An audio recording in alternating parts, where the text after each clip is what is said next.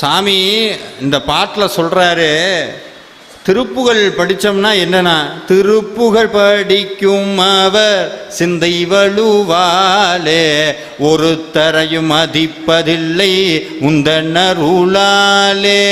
இதோட பொருளை பார்த்தீங்கன்னா, திருப்புகழ் படித்தா ஒருத்தரையும் மதிக்க வேண்டாமா, யாரை வேணால் டா போட்டு பேசிடலாமா, அது பிரியா சொல்கிறாரு.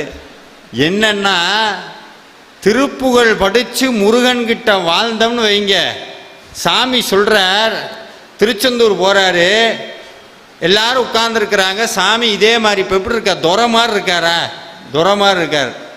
அருணகிரிநாதர் போனாராம், சலாம் துரையேனாராம், முருகனை பார்த்து சலாம் சலாம் துரையேன்னு சாமி சொல்கிறார்.